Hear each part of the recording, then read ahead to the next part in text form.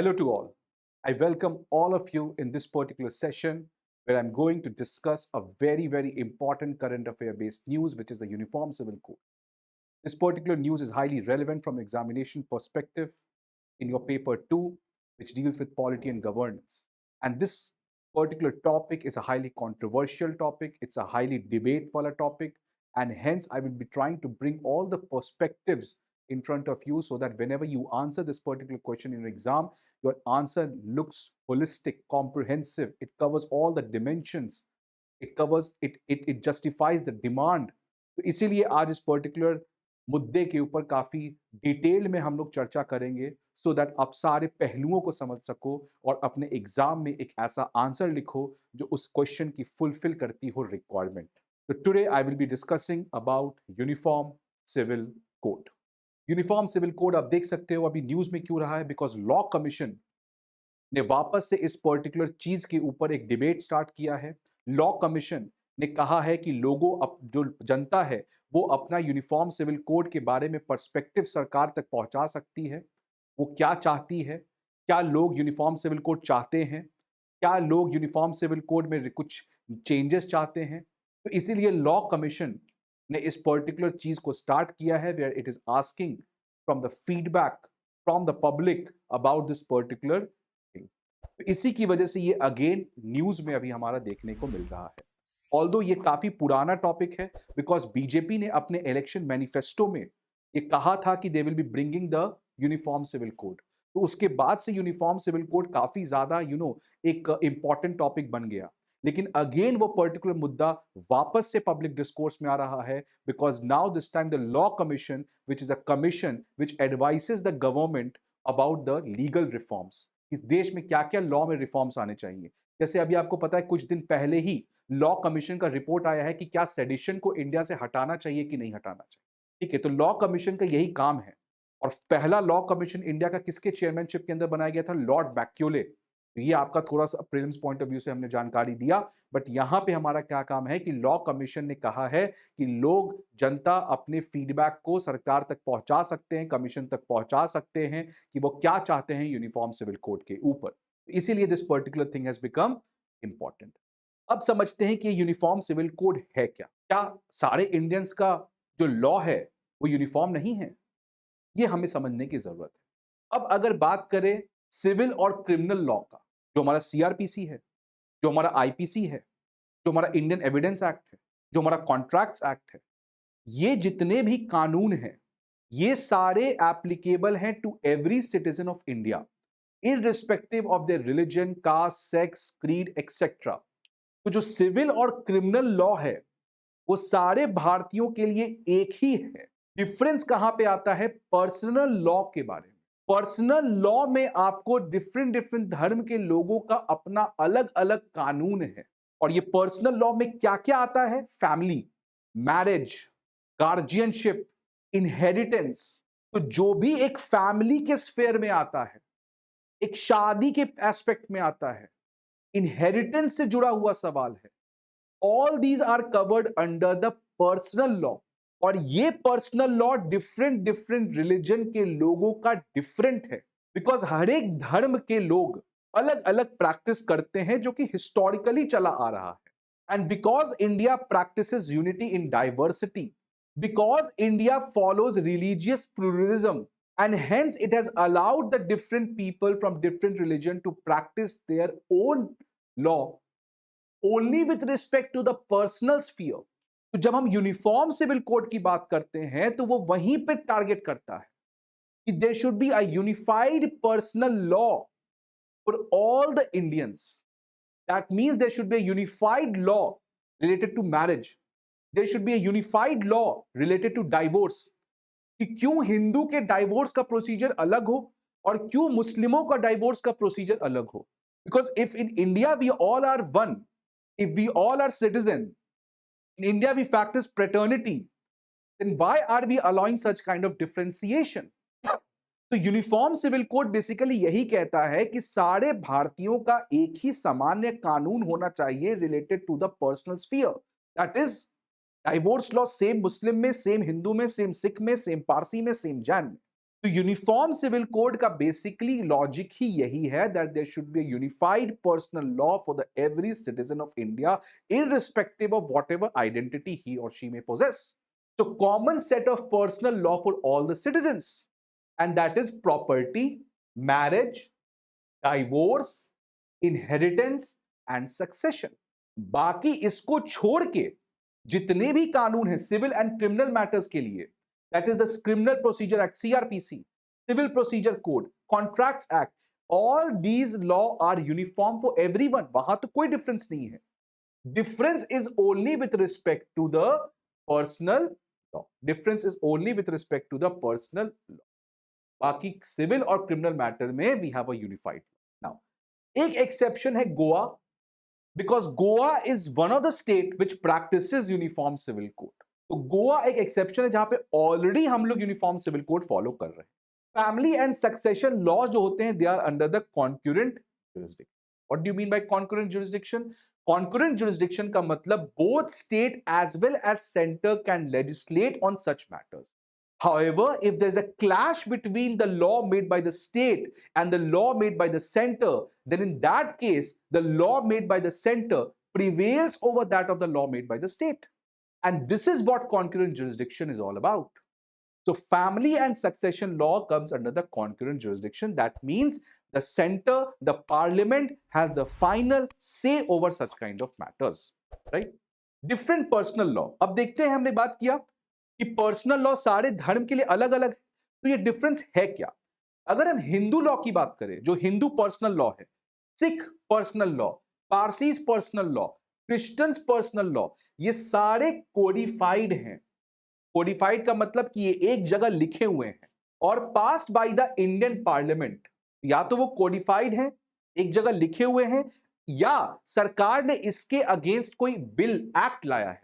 जैसे अगर मैं हिंदू की बात करूं तो हिंदू पर्सनल लॉ में 4 मेजर लॉ हैं. एक है Hindu marriage act pass by parliament, Hindu succession act, Hindu guardianship act, Hindu adoption act.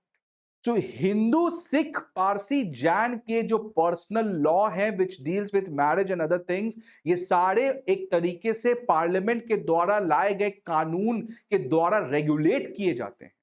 लेकिन अगर हम लोग बात करें मुस्लिम पर्सनल लॉ की, तो मुस्लिम पर्सनल लॉ कोडिफाइड नहीं है. It is uncodified.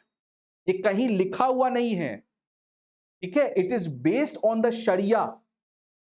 शरिया के ऊपर बेस्ड है ये. और इसको इंटरप्रेट कौन करता है? क्योंकि लिखा तो हुआ नहीं है. तो मुस्लिम लॉ क्या होगा? ये शरिया के बेसिस पे होगा. बट वो होगा क्या? That is decided by the Muslim clerics. वो मुस्लिम के स्कॉलर्स हैं, वो इंटरप्रेट करते हैं इस चीज. तो इन लोग का जो चीजें हैं वो कोडिफाइड है because parliament has already brought an act और उसके अंदर सारी चीज रेगुलेट होते हैं. लेकिन अगर मुस्लिमों के पर्सनल लॉ की बात करूं तो वो अनकोडिफाइड है. It is based on sharia which is interpreted by the Muslim clerics. और इसके अलावा, ये तो नॉर्मल धर्म के लोग हो गए, लेकिन इसके अलावा जो ट्राइबल कम्युनिटीज है, जो नॉर्थ ईस्ट में ट्राइबल कम्युनिटीज है, नागालैंड में और बाकी स्टेट्स में, वो अपना खुद का कस्टमरी प्रैक्टिस करते हैं related to the personal sphere. वो खुद का प्रैक्टिस करते हैं. उनका खुद का अपना मैरिज सिस्टम है, उनका खुद का अपना इनहेरिटेंस सिस्टम है.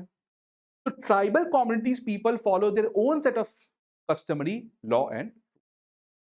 तो इस तरीके से आप देख सकते हो कि पर्सनल मैटर्स के केस में, पर्सनल स्फीयर के मैटर्स में, आपको डिफरेंट डिफरेंट धर्म के लोग डिफरेंट डिफरेंट पर्सनल प्रैक्टिसेस को follow, different law, rules and regulations को फॉलो करते हैं. एंड दिस इज बिकॉज कि रिलीजियस प्लूरलिज्म बहुत जरूरी है. Every religion has their own way of life, every religion has their own set of standards, and hence India being a pluralistic country, we need to practice the value pluralism. We need to allow the diversity of spaces. And hence our constitution makers did not went ahead with a unified personal law. Rather, our constitution makers and especially Ambedkar said that every religion should practice their own personal law. However, in the long run, they should become one. But अभी क्योंकि हमारा जो society है वो काफी ज्यादा पिछड़ा हुआ है, बैकवर्ड सोसाइटी, अभी भी हमारा देश उतना प्रोग्रेसिव नहीं हुआ है. That's why people should be allowed. Because अगर देखा जाए कायदे से तो हर एक सिटीजन के लिए एक ही पर्सनल लॉ होना चाहिए। जब सीआरपीसी एक है, जब आईपीसी एक है, तो ये क्यों अलग अलग होगा? ठीक है, लेकिन रिलीजियस आइडेंटिटी किसी का 1000 सेंचुरी ओल्ड है। आप समझ रहे हो बात? रिलीजियस क्यों एक इंपॉर्टेंट सिंबल हो जाता है या एक इंपॉर्टेंट इमोटिव फैक्टर हो जाता है? बिकॉज किसी का धर्म सदियों से चला आ रहा है और हमारा आइडेंटिटी एज अ नेशन कि हम एक भारतीय हैं, वो तो 75 साल से आया है और हम एक हिंदू हैं, वो तो 1000 साल से चला आ रहा है।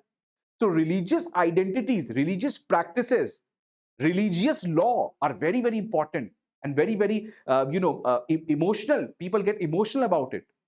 And hence, हर एक रिलीजन को अपना पर्सनल लॉ फॉलो करने का आजादी कॉन्स्टिट्यूशन मेकर्स ने दिया था। तो जब ये दिया ही है, तो भैया प्रॉब्लम क्या है? क्यों फिर हम लोग यूनिफॉर्म सिविल कोड की बात कर रहे हैं? एक प्रॉब्लम तो हमें समझ में आता है कि आखिर अगर इंडियंस में सारे एक ही सिटीजन्स हैं, तो सबके लिए कानून अलग-अलग क्यों? ये तो मुझे समझ में आता है कि चलो ठीक है भाई, वैलिड आर्गुमेंट है। If India, every citizen are there, every citizens should have the same rights, because article 40 में देखोगे तो इक्वालिटी है, तो फिर क्यों अलग-अलग? तो एक तो आर्गुमेंट ये आप कह सकते हो कि इंडिया में आपका हर एक सिटीजन्स के पास एक ही लॉ होना चाहिए, ठीक है। लेकिन इसके अलावा जो सेकंड इंपॉर्टेंट बेसिस है यूनिफॉर्म सिविल कोड का है, वो बेसिकली एक फेमिनिस्ट पर्सपेक्टिव से आता है। बिकॉज अगर आप देखोगे ये सारे पर्सनल लॉ में कहीं ना कहीं all the personal law, be it Hindu personal law or the Muslim personal law, they both are inherently biased towards women. So this is the second, you know, reason why which uniform civil code is being demanded, and that is from the feminist perspective. अब हम लोग देखते हैं कि आखिर कैसे ये कानून वुमेन्स के प्रति बायस्ड है। Let us see. तो why no uniform personal law? उसके जाने के पहले let me also give you why no uniform personal law, कि अभी तक इंडिया में पर्सनल लॉ यूनिफॉर्म क्यों नहीं थे? Because article 25 it gives individuals fundamental right to religion. Article 26B आप पढ़े होगे पॉलिटी वाले पेपर में अपने, जहां पे जितने भी रिलीजियस डिनोमिनेशंस हैं, they can manage their own affairs in matters of the religion. In article 29 they give the right to conserve the distinctive culture. ठीक है, तो इसी की वजह से आप रिलीजियस फेयर में फ्रीडम को देखते हुए the constitution makers did not set up that particular uniform civil code. ठीक है, तो अभी तक आपको क्लियर है हमने क्या क्या बात किया? हमने बात किया what is unified personal law के केस में बात कर रहे हैं हम लोग। पर्सनल लॉ में क्या क्या आता है? Property, marriage, divorce, inheritance. इसके अलावा सिविल और क्रिमिनल मैटर्स है, वो सब कुछ तो सेम है। गोवा का एक्सेप्शन है, ये कंकरेंट लिस्ट में आता है। Different personal law, codified, uncodified, and they also follow their own customary practice. और अभी तक क्यों यूनिफॉर्म सिविल कोड नहीं रखा गया था? Because of the freedom of religion in India which we used to follow. अब प्रॉब्लम क्या है इस पर्सनल लॉ के साथ? ये देखो, age of consent for marriages. तो जनरली आप देखोगे, अगर हिंदू मैरिज एक्ट की बात कर लो, उसमें कितना है कि एक लड़की अगर 18 साल की हो गई और लड़का 21 साल का हो गया, तब दोनों शादी कर सकते हैं। इसका बेसिस क्या है कि लड़का बड़ा होना चाहिए लड़की से, बिकॉज लड़के को देखभाल करना है, लड़के को घर चलाना है, लड़के को बाहर जाके जॉब करना है, और लड़कियों को तो भैया घर पे आपको झाड़ू और बर्तन करना है। Hence the boy should be older than women. This is biasness. सरकार इस पे बात भी करा रही है, सरकार इस पे बात भी कर रही है कि कैसे हम लड़कियों का एज भी 21 साल करें। ठीक है, तो हिंदू मैरिज एक्ट के अंदर ये है।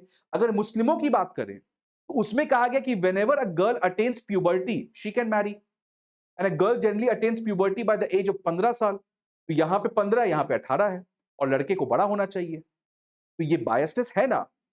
तो इसी के लिए फेमिनिस्ट पर्सपेक्टिव से लोग बात कर रहे हैं कि यूनिफॉर्म सिविल कोड होना चाहिए, और वो जो यूनिफॉर्म सिविल कोड होगा, जो कि common set of personal law होगा for the every citizen, that should try to be gender neutral, that should try to accommodate this kind of biasness and addresses these shortcomings.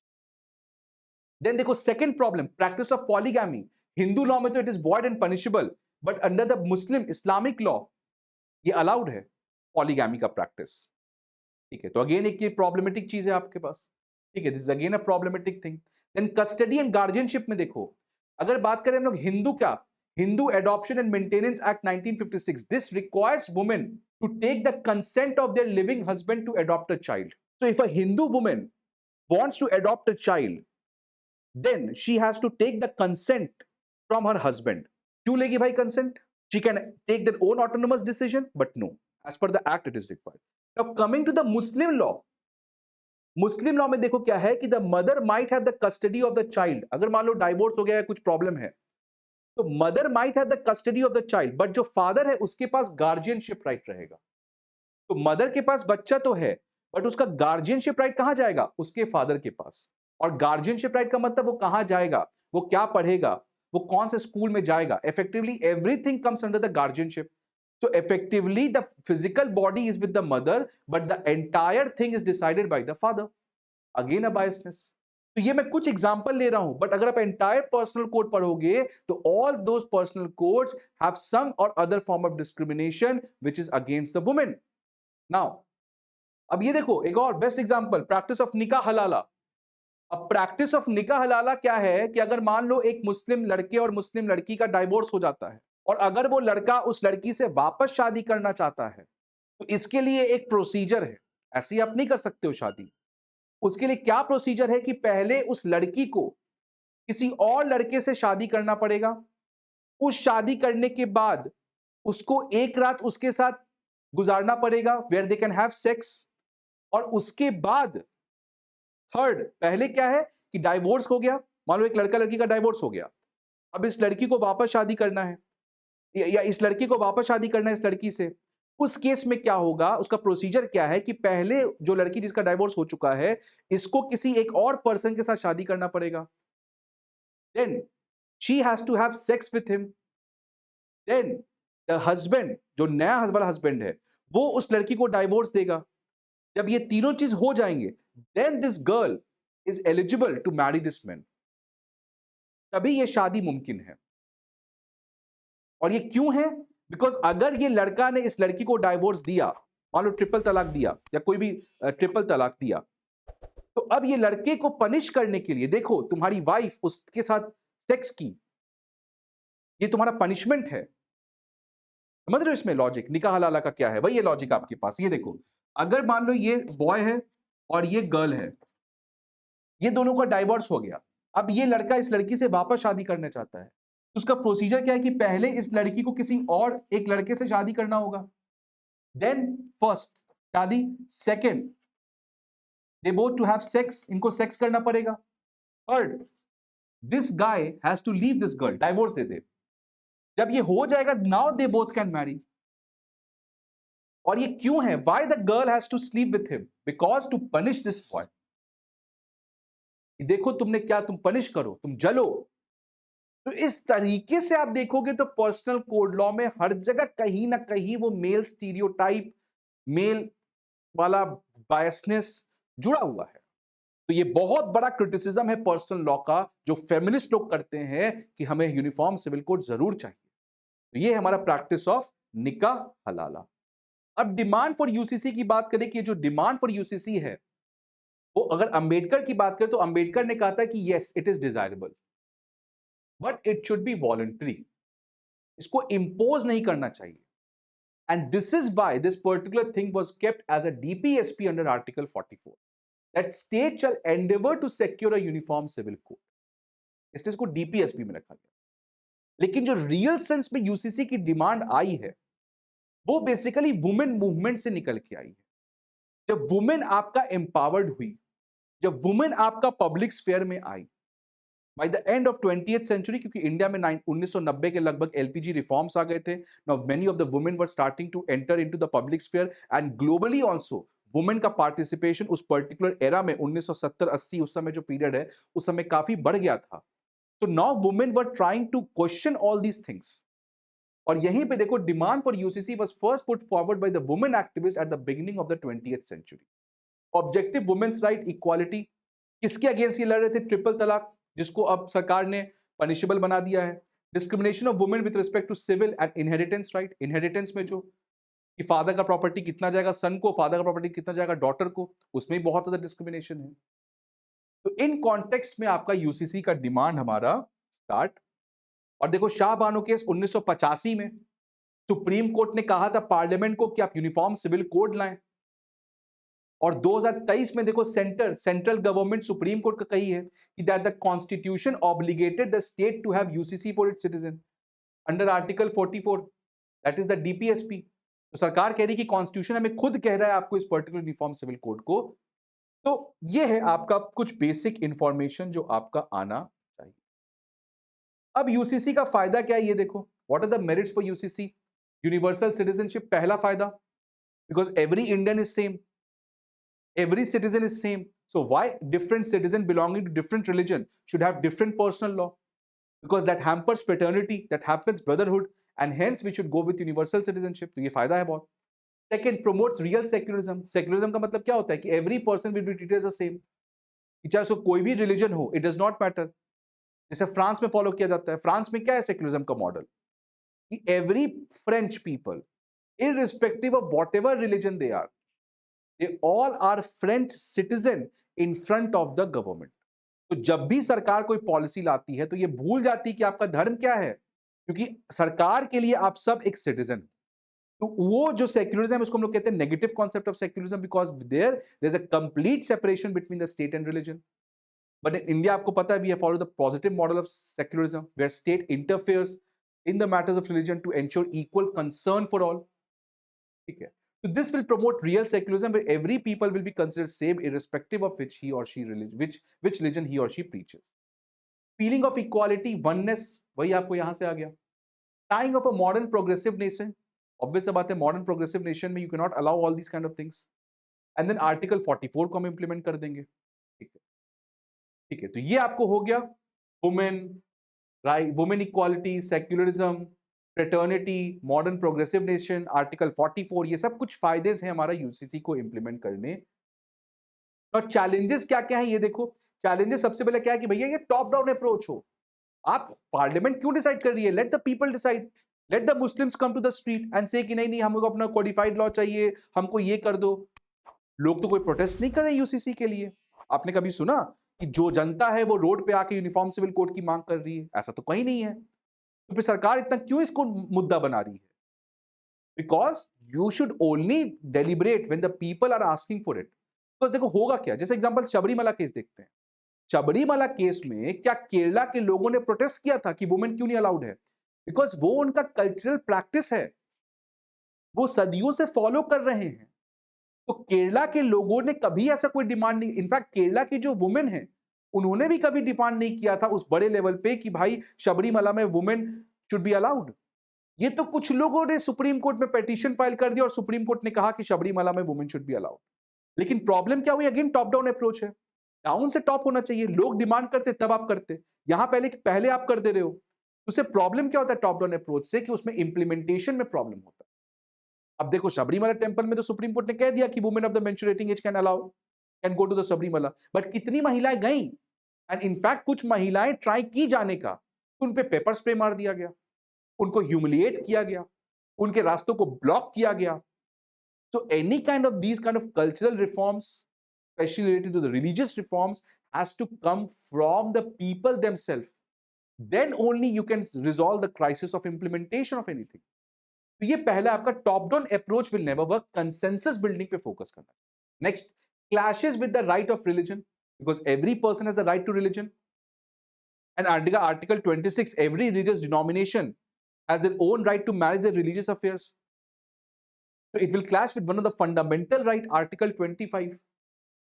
Then अगर आप uniform civil code की बात करें तो then tribal communities को भी आपको same civil code के अंदर लाना पड़ेगा, सेम पर्सनल लॉ के अंदर लाना पड़ेगा। बट क्या ट्राइबल कम्युनिटीज के बारे में आपको पता है? बिकॉज आपको देखो इंडिया में कितने ट्राइब्स हैं और उन सारे ट्राइब्स का डिफरेंट डिफरेंट प्रैक्टिसेस है। तो आप कैसे जान पाओगे किस ट्राइब का क्या प्रैक्टिस है? ठीक है, क्या आपको जानकारी भी है?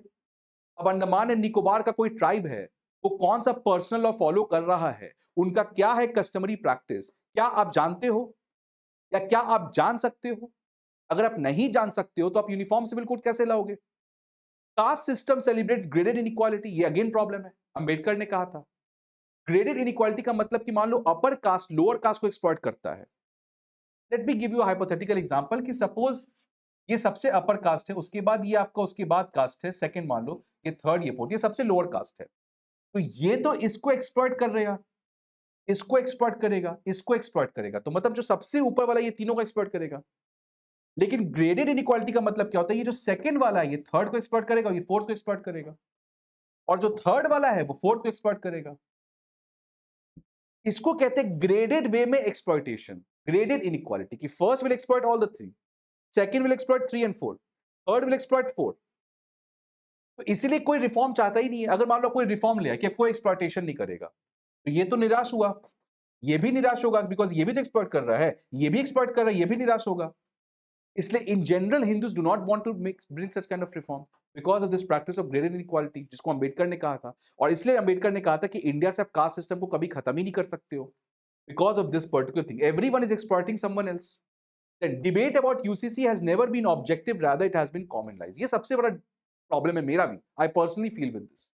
कि जो यूनिफॉर्म सिविल कोड का एक डिबेट होना जरूरी है, ठीक है, बहुत सारे बायसनेस हैं इंडिया में, एक ही सबके लिए होना चाहिए, ठीक है, फाइन, बट इस पे एक रैशनल डिबेट होना चाहिए, इस पे एक इंटेलेक्चुअल डिस्कोर्स सेटअप करना चाहिए था सरकार या सुप्रीम कोर्ट, जिसके भी द्वारा।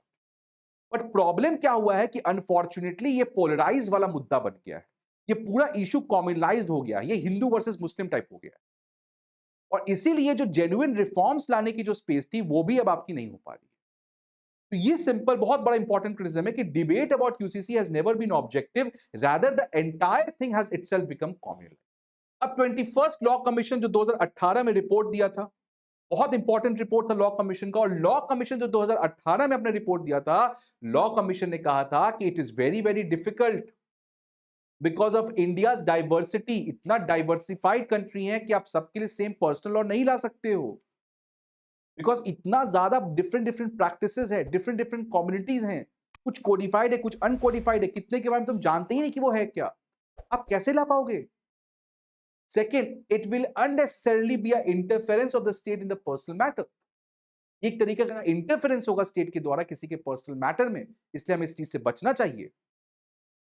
Then special provision in the constitution, constitution itself में ऐसे बहुत सारे प्रोविजंस हैं जिसके अंदर बहुत सारे कम्युनिटीज को अपना स्पेशल कस्टमरी प्रैक्टिस रखने का इजाजत दिया गया है, which is covered under the article 371 for Nagas, and then similarly protection for SC ST. ठीक है, तो यही प्रॉब्लम है कि यूनिफॉर्म सिविल कोड केवल मुस्लिम वर्सेस हिंदू वाला बन चुका है, बट हम लोग भूल चुके कि ट्राइबल लोगों का अलग है, फॉर एग्जांपल नागा लोग का अलग है। ठीक है, देन उसी लॉ कमीशन की रिपोर्ट में कहता था कि hence first consensus should be brought, very very important, hence first consensus should be build, कि पहले एक आपस में लोगों की सहमति बननी चाहिए, एंड जब तक ये नहीं बन पाता है तब तक हमें सेक्टोरल लॉ में रिफॉर्म लाने की जरूरत है। मतलब हिंदू लॉ में रिफॉर्म ले आओ, मुस्लिम लॉ में रिफॉर्म ले आओ, जहां जहां पे आप बायसनेस से आप यूनिफॉर्म क्यों ला रहे हो? इनका सिंपल लॉ कमीशन का ये कहना था कि भैया डाइवर्सिटी बहुत ज्यादा है, बहुत मुश्किल होगा, ठीक है, और जरूरत भी नहीं है इस चीज की, बिकॉज इंडिया में हम लोग वैल्यू प्लुरैलिटी को फॉलो करते हैं, वैल्यू प्लुरलिज्म को फॉलो करते हैं, रिलीजियस डाइवर्सिटी को फॉलो करते हैं, तो ये कोई जरूरत भी नहीं है। हाँ, आपका ये कहना वो बिल्कुल सही है कि ये वुमेन के अगेंस्ट बायस है, ये वुमेन्स के अगेंस्ट डिस्क्रिमिनेटरी है, तो आप यूनिफॉर्म क्यों लाना चाहते हो? आप हिंदू लॉ में रिफॉर्म ले आओ, आप पारसी लॉ में रिफॉर्म ले आओ, आप सिख मैरिज एक्ट में रिफॉर्म ले आओ, आप मुस्लिम जो इस्लामिक लॉ है उसमें रिफॉर्म ले आओ। तो instead of setting one uniform personal law for every citizen, why don't we go for the sectoral reforms? That means why can't we reform the laws which are there for the one religion? यही कह रहा है कि आपको consensus बनना चाहिए, तभी ये सब रिफॉर्म लाया जा सकता है, इतने बड़ा रिफॉर्म। तब तक क्या होना चाहिए कि हमें existing law should be reform, जो एग्जिस्टिंग पर्सनल लॉ है, जो डिफरेंट डिफरेंट रिलीजन है, क्या उसमें हम लोग जितने भी ऐसे प्रोविजंस हैं जो वुमेन के विपरीत हैं, जैसे सरकार ने क्या ट्रिपल तलाक को हटाया, तो वैसे ही सरकार को हिंदू एक्ट में सिख, जैन, पारसी, ट्राइबल कम्युनिटी जितने भी हैं, उन सब में धीरे धीरे करके रिफॉर्म लाना चाहिए। और लेटर ऑन जब people will the India will progress more, when scientific temper of people will increase, when will be a progressive nation, and then in the later you can think about having such kind of things, but India at this point of time is not ready, because DPSP का logic ही क्या था कि when Indians will be ready for such kind of reforms they will implement it, but do you think that India is ready? No, India अभी भी उस level का progressive society नहीं हो पाया है।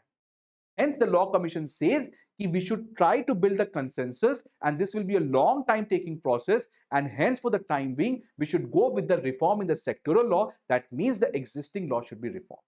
That means Muslim personal law should be codified. एक और important Muslim personal law जो कि आपको uncodified है, and this is because the Muslim clerics gets huge power, because उसमें क्या होता है कि वो discretionary power होता है कि वो कैसे interpret करते हैं शरिया को, तो इसलिए कहा जाता है कि मुस्लिम पर्सनल लॉ को एटलीस्ट आप कोडिफाइड कर दें, ये सेकंड रिफॉर्म की बात करता है। एंड थर्ड करता है कि state should ensure that there is no women discrimination, कि वुमेन का डिस्क्रिमिनेशन कहीं नहीं आपका, ठीक है। Thus preserve the diversity of personal law. Law commission कहता है कि हमें पर्सनल लॉ को डाइवर्सिटी को एक्सेप्ट करना पड़ेगा, because whenever you will try to challenge that, आप जब भी डाइवर्सिटी को खत्म करोगे रिटेलिएशन आएगा। श्रीलंका में क्या हुआ? श्रीलंका ने कभी डाइवर्सिटी को अलाउ ही नहीं किया। सिन्हलिस बुद्धिस्ट हमेशा अपने डोमिनेट बनाते गए और तमिल्स को हमेशा डिस्क्रिमिनेट किया उन्होंने, और आज देखो देश खुद खतरे में है। अमेरिका क्यों इतना आगे बढ़ता है? Because America again allows to some extent that diversity. तो अगर आप डाइवर्सिटी को खत्म करोगे और स्पेशली रिलीजियस जो है, because religion is a very emotive issue, people gets radicalised about that, and hence you have to allow that particular diversity. So thus preserve the diversity of the personal law, but ensure that it accommodates fundamental rights. That means it should not allow the discrimination of women. Then way ahead Faizan Mustafa, very important legal scholar. इनका recommendation है कि क्यों ना हम लोग एक मुस्लिम law reform committee बना दें, ट्राइबल लॉ रिफॉर्म कमेटी बना दें, क्रिश्चियन लॉ रिफॉर्म कमेटी बना दें, पारसी लॉ रिफॉर्म कमेटी बना दें। जैसे हिंदुओं, जब हिंदू का भी पहले एक रिफॉर्म कमेटी बनाया गया था 1941 में, आई गेस, उस कमिटी ने रिकमेंड किया था कि हिंदू पर्सनल लॉ में ये रिफॉर्म चाहिए जो कि वुमेन डिस्क्रिमिनेशन को खत्म कर सकता है। वैसे ही हमें इस तरीके के रिफॉर्म कमीशन बनाने चाहिए जो हर एक अपने अपने रिलीजन में जहां जहां भी डिस्क्रिमिनेशन अगेंस्ट वुमेन है या जहां भी जो भी प्रॉब्लमेटिक प्रोविजन है उसके अगेंस्ट ये लोग रिफॉर्म। तो uniform personal law is a long term dream, but for the short term what we can do is that we can ensure the existing law reform, और उसके लिए हमें ऐसे डिफरेंट डिफरेंट कमिटीज बनाने चाहिए, और वो कमिटीज अपने टाइम बाउंड मैनर में रिकमेंडेशंस देंगे, और रिकमेंडेशंस में हम लोग रिलीजियस रिफॉर्म्स को ला सकते हैं rather than going for simple uniform civil code. कुछ और जनरल की 18 साल कम से कम हर एक धर्म के हिसाब से मिनिमम एज होना चाहिए। ठीक है, ये 18 और 21 का जो गैप है लड़का लड़की का, ये सब गलत चीज है। सबके लिए कॉमन 18 कर दो। ठीक है, तो चाहे वो 18 हिंदू, 18 मुस्लिम हो, 18 लड़का, 18 लड़की, does not matter. Common norms for post divorce division of assets, जो डिवीजन ऑफ एसेट्स है उसमें जो अगेन मेल के प्रति बायसनेस है उसको खत्म करना चाहिए। और allowing the dissolution of marriage on the ground of irretrievable breakdown, जो डाइवर्स प्रोसीजर्स है बहुत कॉम्प्लिकेटेड है। तो कभी कभार क्या होता है कि जब शादी एकदम चल ही नहीं सकती, इररिट्रीवेबल ब्रेकडाउन मतलब the breakdown which can never be reconciled, the breakdown which can never recover, तो उसमें अच्छा है कि डाइवोर्स के प्रोसीजर्स को हम लोग को सिंप्लीफाई करना चाहिए। तो ये कुछ वे अहेड है। ठीक है, तो इसका सिंपल आप समझ लो कि यूनिफॉर्म सिविल कोड आपके पास पर्सनल स्फेयर की बात करता है, जहां पे आपके पास डिफरेंट डिफरेंट धर्म के लोगों के लिए different different marriage law and ये सब लॉ हैं। इसमें से दो प्रॉब्लम आता है हमारे पास, एक तो every citizen should have the same common set of common law personal law, ये उसके अगेंस्ट है, और साथ ही साथ सबसे बड़ा प्रॉब्लम है कि बहुत ज़्यादा पर्सनल लॉ में आपको वुमेन के अगेंस्ट बायसनेस है, और इसी कॉन्टेक्स्ट में यूनिफॉर्म सिविल कोड की हमेशा मांग होती है। लेकिन हमें किस तरीके सोचना है कि यूनिफॉर्म सिविल कोड तभी आ सकता है when people are ready for that, when people show that kind of scientific temper, when people are ready to absorb such kind of changes, but because Indian society is traditional, it still has a lot of medieval mentality, and hence in this context it will not be feasible for us to go ahead with uniform civil code, and hence जैसे law commission भी कहता है कि ये जो uniform civil code है, yes it's a long term dream, but for the time being what we can do is that we can reform the internal laws which is related to one particular religion। तो जितने भी हिंदू के act हैं related to Hindu, मुस्लिम के जो law हैं, एक तो पहले बात मुस्लिम लॉ को हमें कोडिफाइड करना चाहिए, बिकॉज अनकोडिफाइड की वजह से मुस्लिम क्लरिक्स और मौलवीज को बहुत ज्यादा आर्बिट्री पावर मिल जाता है, और कोडिफाई करके इंश्योर करना पड़ेगा कि वुमेन के अगेंस्ट डिस्क्रिमिनेशन ना हो।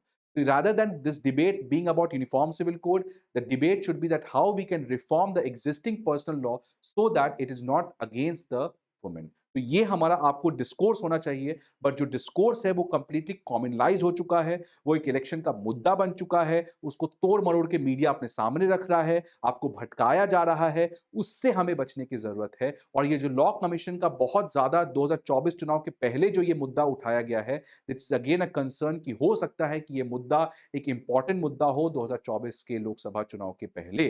सो आपको इन चीजों को ध्यान रखना है, and as a bureaucrat and as a practical person and as a person with wisdom, you have to understand that uniform civil code is a good goal, but it is not good as of now.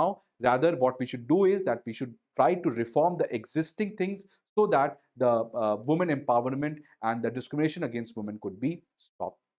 Finally अगर conclusion की बात करें तो uniform civil code is not a silver bullet, ऐसा नहीं कि ये आएगा तो सब खत्म।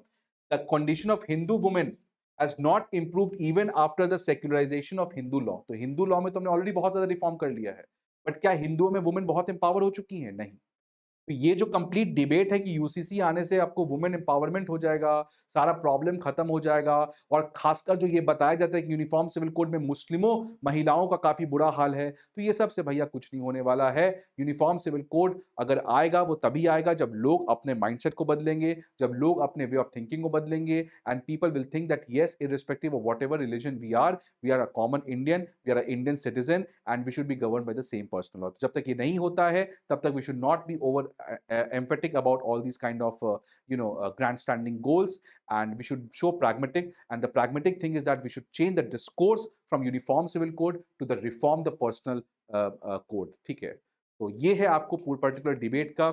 आपको हो सकता है ये काफ़ी अच्छा लगा हो। अगर आपको कोई भी तरीके का डाउट है, you can feel free to contact मी।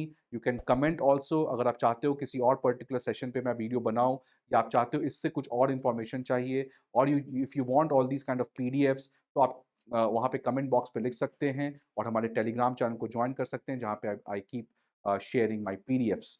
तो this is all about uniform civil code. फिर जैसे कुछ अपडेट आता है इन फ्यूचर सरकार का या सुप्रीम कोर्ट का, तो उस पे वापस से I will make a video so that आप इन डॉट्स को कनेक्ट कर सकते हो। तो आई होप कि you like this particular video. Please like this video, subscribe to our channel. I hope that you are doing great. Keep studying, be happy, and spread positivity. See you in the next lecture. Thank you. Jai Hind. Don't forget to like, share and subscribe to our channel and press the bell icon to never miss an update.